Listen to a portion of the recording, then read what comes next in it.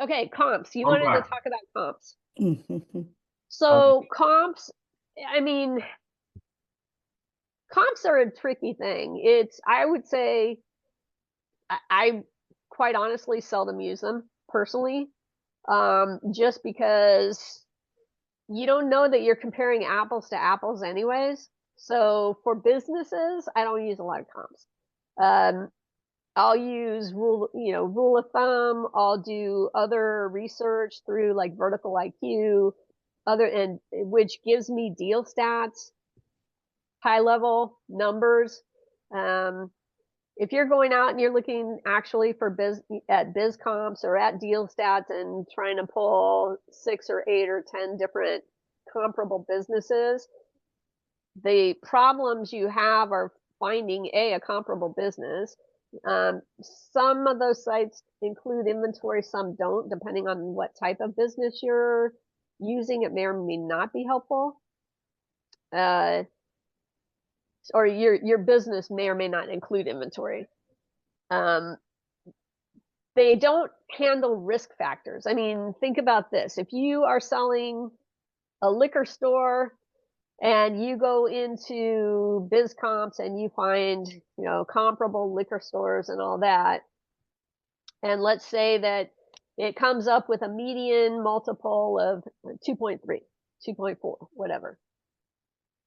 Um, the liquor store that you're selling, first of all, if it's got $50,000 in SDE, you're probably not going to get a 2.3, or maybe you will, including inventory or something.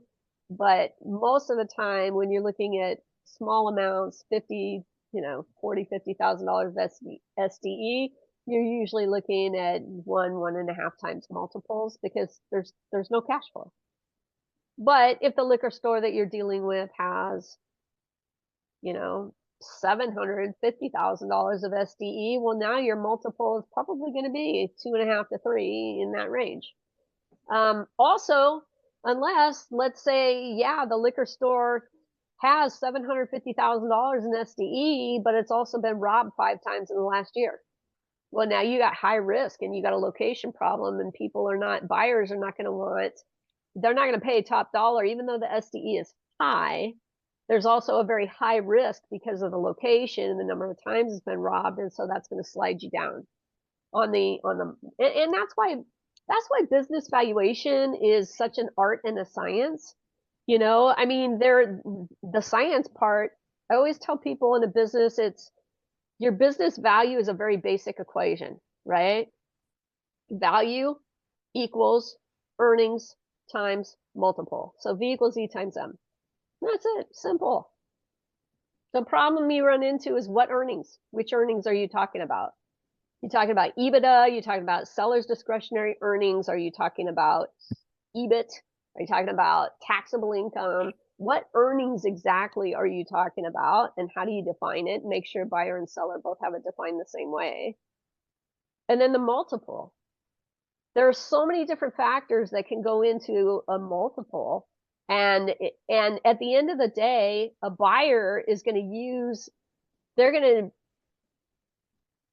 The higher the risk, the lower the multiple, right? The higher the risk, The lower the the more value. the buyer is going to say, no, I'm not willing to pay that much. I'm going to slide this down. And so yeah, valuation, it's a very simple equation, but a very complicated process because there's just a lot of factors that go into it. Okay.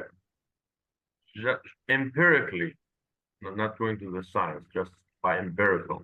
Yeah. You go to a restaurant and they want $200,000 for example. Yeah. Because I want to Okay. see if I'm going to continue or if they're reasonable. And Okay. I know they're netting, let's say, $10,000 a month after they pay all the expenses. What So do they have on paper? So that's what they that's say what they're they have on getting. paper. Yeah, that's what Okay. they have on paper. Yeah, So 10,000. on paper, they're showing 120,000 and seller's discretionary earnings. Right. Exactly.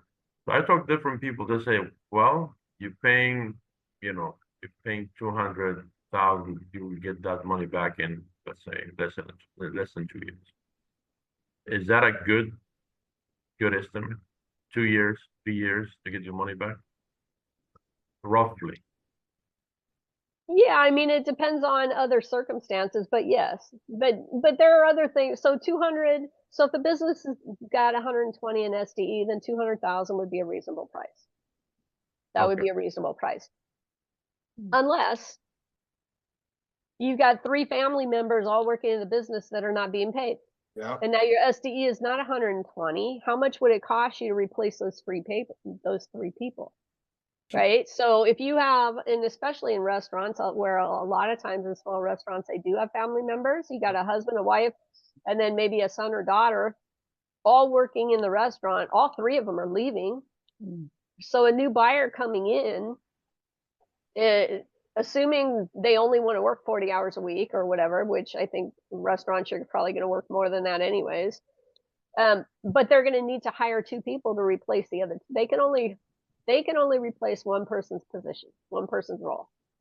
So then at that point they have to hire 2 other people. So how much is it going to cost to hire those other 2 people? And once they do that, and you subtract that from that 120 SDE, what does that leave? So let's say if it leaves you with 60,000 in SDE, then now 200 is way overpriced. Oh, yeah. He will get the 200 in 3 years. That's too much. So it depends on the buyer, what he really is looking for. Yeah. No, that 10,000 is actually going to the business. So everybody's getting paid. There's a chef, family, and there's a manager. So they're getting paid. And then 10,000 goes to the business owner. Yeah. Okay. So then that should be a reason, that would be a very reasonable price. I think. I mean, Diane, you do a lot more restaurants than I do. If yes. something's doing 120 SDE, you would Yes. sell that for 200 all day long, right? Yes, yes, yes. Yeah. Yeah. Unless it's in like a horrible neighborhood or there's some other outside factors that are Like the affecting lease, it. for example, could be an issue as well. So, True. yep. I Yeah. like what you just mentioned, Tanya. Each business is unique and different. We cannot use one format for everything. Like you said, it's art and science. So depend on the location, the people. We cannot say one answer for every business. Yeah. That's very true. But I would tell you, if you're a member of IBBA, then you have free access to Business Reference Guide. When you pull up something in Business Reference Guide, it gives you multiple different rules of thumb. And sometimes it'll also give you the deal stats breakdown in there as well.